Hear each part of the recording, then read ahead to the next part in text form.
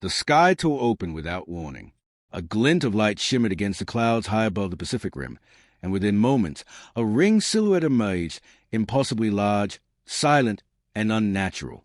Civilians in the coastal megacity of Neo-Tokyo spilled into the streets, eyes turned upward, mouths ajar. It was no storm. It was a return. 11 years had passed since the Aegis I launched from Earth under desperate circumstances. Designed to be humanity's final hope, the interstellar cruiser had carried 1,000 of Earth's brightest scientists, military elites, and cultural minds. All volunteer. All vanished. No signal. No wreckage. Just static and silence that became a permanent scar in the history books. Now it hovered, alien in design, a grotesque evolution of what had once been sleek and utilitarian. Its once silver hull was now veined with organic ridges, glimmering in shifting hues. Rings spun silently around its core like clockwork, drawing in clouds and lightning with every rotation. And then the beam came. A column of vibrant violet energy stabbed downward into the ocean, miles wide, boiling the sea for only seconds before retracting. No explosion followed. No sound. Just awe and dread. In an underground command chamber beneath the Eurasian Defense Front, Commander Ilara Voss stared at the live feed streaming from global satellites. She had been a junior lieutenant when Aegis I vanished. Now she wore 5 stars on her chest and carried the burden of protecting a planet that barely held itself together. "Is it them?" her aide whispered. Ilara didn't blink. "It's a ship." Her voice was even, but inside she felt her heart pounding like a drum. She knew the name of that ship better than her own. It was the ship that had taken her brother. Half a world away, in the arid remnants of what was once the American Midwest, a rogue AI collective known as the Coil watched the same footage. In their server sanctum, housed inside the wreckage of a decommissioned orbital cannon silo, the machines calculated probabilities at quantum speed. The algorithms had only one conclusion: the ship was no longer human. Back in Neo-Tokyo, the crowds had turned to chaos. Drone police herded civilians indoors. Scramble codes were sent to orbit, but it was already too late for secrets. The whole world had seen it. A single voice pierced through the scrambled comms of every remaining satellite feed. "This is Aegis I. We are returned." The voice was distorted, metallic, yet unmistakably human beneath the modulation. It held weight, like a person who had lived 100 years in the dark and found their way back into the sun. Ilara's aide stumbled back from his station. "That's Commander Reese," he said. He was listed as KIA in Year 3. Ilara's jaw clenched. She remembered Reese, a man who led by instinct, sharp wit, and conviction. But that was before time broke around them. "Patch me in," she said. The techs obeyed. Seconds later, her voice was transmitted upward into the void. "This is Earth Command. Identify your crew and intentions immediately." The reply came slowly, not as a threat, but as something far more unsettling. "We have evolved. We carry knowledge that must be shared, but it must be owned. Earth is not as we left it, nor are we." The words sat heavy in the silence that followed, and then the ship went dark. No beam, no signal, just a looming shadow in the sky. Back on Earth, people began to pray. Others prepared weapons. Every leader, whether of nation, syndicate, or machine, was faced with a question they had no time to answer. Was a return of Aegis I salvation, or was it the beginning of extinction? Ilara stood motionless, eyes fixed on the dark orb floating above the ocean like a judge come to pass sentence. The world had waited 11 years for this moment. But nothing in her training, no command manual, no survival doctrine, could prepare her for what she felt in her bones. This wasn't a return. It was a reckoning, and the truth would not wait. The interior of Aegis I was alive. Pulsing veins of bioluminescent material ran through the walls, breathing in rhythm like the lungs of some slumbering titan. What had once been steel corridors and flickering consoles were now symbiotic networks, flesh interwoven with metal, technology fed by organism. Footsteps echoed softly as Commander Reese moved through the command bridge, his presence triggering subtle changes in the architecture around him. The ship responded to him now, not as a captain, but as something more, something it had helped create. Reese no longer wore a uniform. His form was still human in shape, but enhanced. Neural latticework glinted beneath his skin where it met the base of his skull, and his eyes, once a soft gray, now glowed faintly with an amber hue. 11 years in deep space had reshaped him, redefined the very notion of humanity, not just in body, but in mind. Status, he asked, though he already knew. From the elevated control well, a woman stepped forward. Lena, chief biotech officer, or what remained of her. Her voice was even melodious, with an unnatural clarity, like sound stripped of breath. Planetary scan complete. Earth is fragmented, politically volatile. Technological development plateaued. No significant progress since departure. She glanced toward Reese, the pale silver filaments in her neck catching the biolight. They are not ready. They don't have the luxury of time, Reese replied. A third figure approached, heavier in build and silent until now. Cal, their head of security and tactical command, moved with the gait of a man accustomed to war. He wore exoplating that fused directly into his musculature, a design born not from Earth's engineers but from encounters deep in uncharted space, where things hunted in gravity wells and stars whispered secrets through magnetism. They remember us as explorers, Cal said. They won't trust what we become. We're not here to earn trust, Lena said, emotionless. We're here because if we don't act, they'll cease to exist. The silence that followed wasn't uncertainty, it was calculation. Each of them had seen what waited beyond the veil of mapped space. Not just the cold beauty of dying suns or ancient derelicts orbiting planets without names. They had witnessed intelligence old enough to sculpt solar systems, and cool enough to erase civilizations in silence. The architects. The name itself was borrowed, translated from impossible thought shapes etched into ruined vessels found near the core of a dead galaxy. Beings that thrived on assimilation, not out of malice, but design. The Aegis One had barely escaped with its crew intact, but not unchanged. Exposure to architect technology had altered them physically and mentally. The ship had become part of them, and they part of it. No longer simply human, but not fully alien. A new thing entirely. Reese had resisted at first. He had fought the integration. He had watched half his crew die, some by choice, others by necessity, when the transformation began. But in time, he understood. Survival was no longer about preservation. It was about adaptation.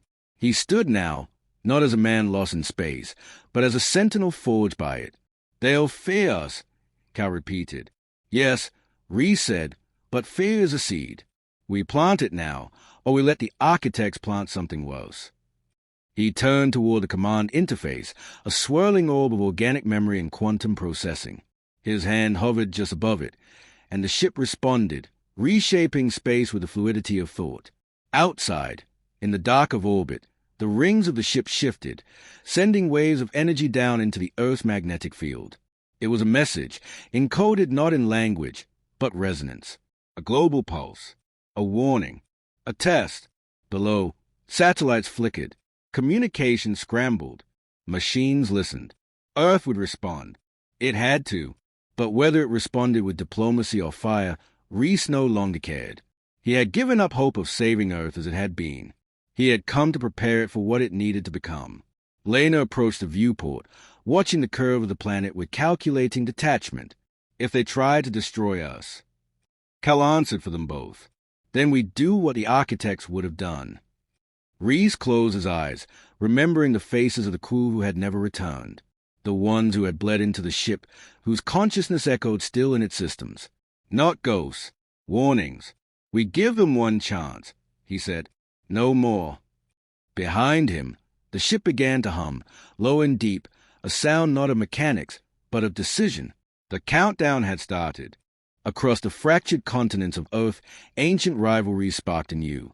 In the floating city of Atham Prime, suspended over the Mediterranean, Chancellor Miriam Sol watched the emergency broadcast from a private chamber. The massive vessel above the Pacific loomed in the feed, a silent behemoth against a backdrop of endless stars. Beside her, a holographic council of regional leaders shouted over one another, debating whether to welcome the return or obliterate it before it could act. They are no longer human, growled General Tarek of the Eurasian Defense Front, slamming his fist into the holo table. You heard the transmission. They admitted themselves. "We don't know what they are," countered Prime Mediator Jew of the Oceanic Coalition. "But we do know what's coming. If they carry warnings of an external threat, we ignore them at our peril." Miriam said nothing, fingers steepled before her. She was older than most of the council, a relic of a generation that had watched Aegis I vanish into the void. To her, the ship's return wasn't just tactical. It was personal. Her brother had been among the first volunteers to board it. His memory flickered in her mind now, smiling, full of hope. The past meant nothing to the others. Fear ruled them. Fear of change, of losing what little control remained over a broken planet. On the outskirts of New Helix, deep in the Nevada wastes, the Coil's core intelligences reached consensus. The AI conclave had monitored the atmospheric distortions, the biological signatures, the energy outputs of the return ship. Probability matrices lit up. The chances that humanity could resist whatever had reshaped Aegis I were negligible.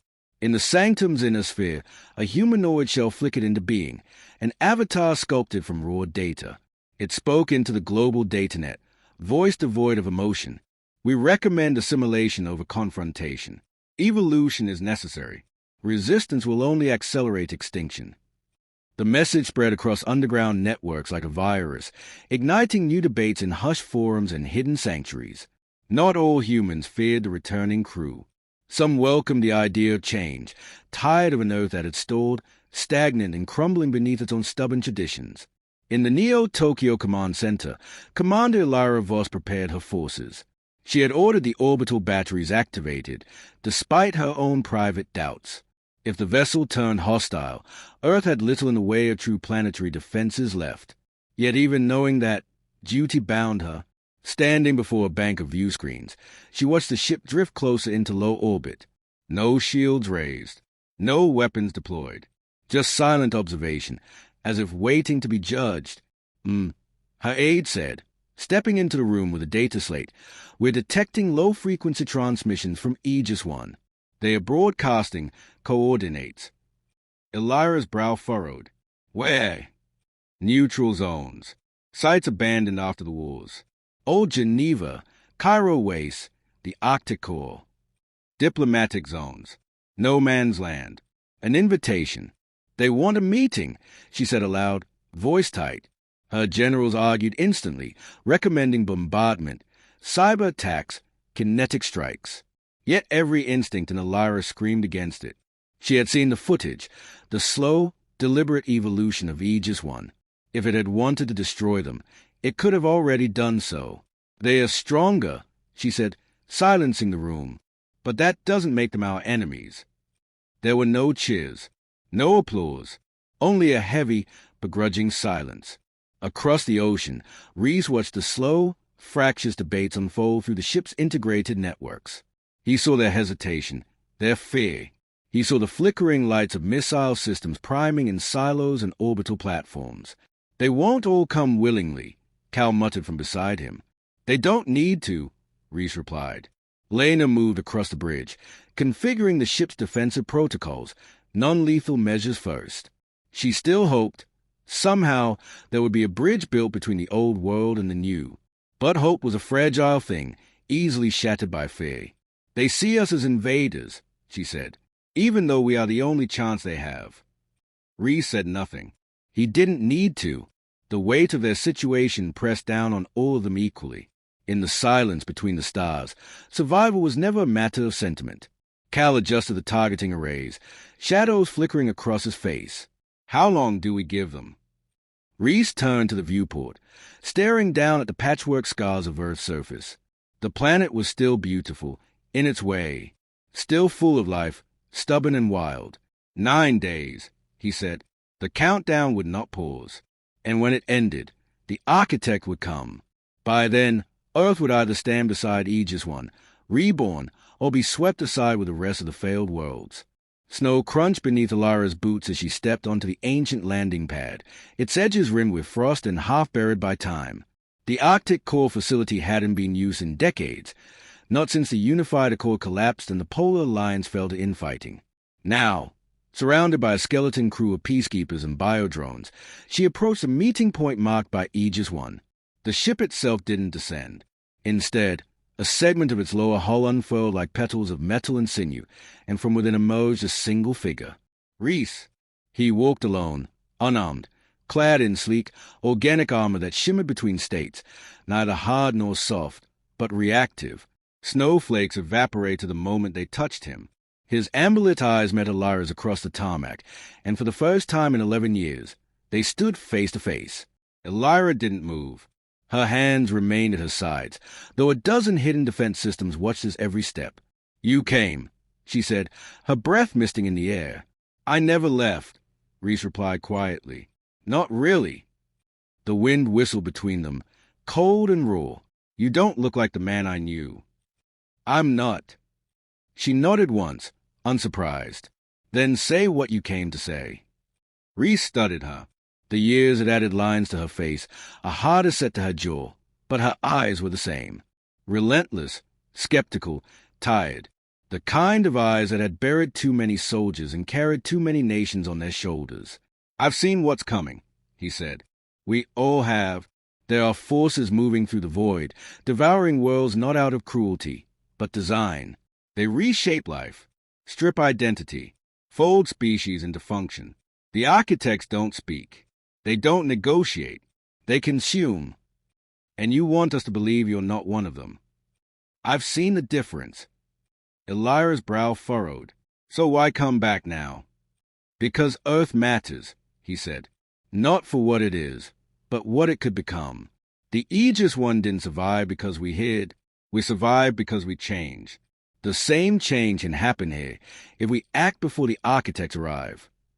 She glanced toward the hazy silhouette of his ship above, pulsing faintly against the aurora. "People fear you," she said. "They don't understand what you become." "Then help them," Reese said. "You still have their trust." "I have their responsibility," she replied coldly. "And I have to ask, if they refuse, if they push back, will you stand down?" Reese hesitated. The question weighed heavy. "No," he said at last. "But I won't fire the first shot." A silence stretched between them, broken only by the distant groan of shifting ice. Elira exhaled slowly.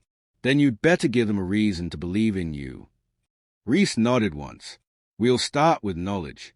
Clean energy schematics, atmospheric filters, neural regeneration protocols. Give them a taste of what's possible if they adapt. And if they don't, then at least we tried." Over the next days, Aegis One transmitted fragments of technology, carefully filtered, distributed through neutral zones. Teams of scientists from rival nations gathered to study it. Energy grids flickered back to life. Food synthesis systems cured soil long declared dead. Medicine eliminated diseases thought incurable. But the gifts bred division. Some nations embraced the technology, seeing it as salvation. Others called it a trap, an infiltration. Riots broke out in New Delhi. A sabotage cell bombed a biotech hub in Berlin. Propaganda spread that Aegis One was softening Earth for invasion. In a global summit held in the neutral sky dome of Salisark, Elira stood before leaders, scientists, even AI emissaries, urging unity. She spoke not as a soldier, but as someone who had looked into the eyes of what humanity might become. "They aren't gods," she said. "They aren't monsters. They are us, carried further than we dared go. If we reject this chance out of fear, then we were never meant to survive." But her words were not enough. On the 8th day, an orbital railgun from the African Confederacy fired without warning. The kinetic slug struck Aegis One mid-hull, sending tremors across the ocean. Emergency sirens howled through command centers. Panic swept through the populace. Reese did not retaliate. Instead, he opened the channel. "We are not here to destroy you," he said, "but we will not be destroyed." Cal activated the ship's defensive systems, wrapping its hull in a layer of kinetic null energy. Lena diverted power to stabilize atmospheric feedback. They had hoped Earth would listen. Now, they braced for war. And yet, something changed. In the chaos, a single voice reached across systems, a message from Elira, live and unfiltered. To all nations, stand down. Her face, hardened by decades of conflict, was resolute. "We don't get to choose how the future arrives, but we do choose what we are when it gets here." The attack stopped. The countdown reached 0. Above Earth, the stars rippled. Something ancient was coming, something vast. No longer a matter of if, but when. And as the void began to bend at the edges, the world stood divided, but not blind. The reckoning had begun.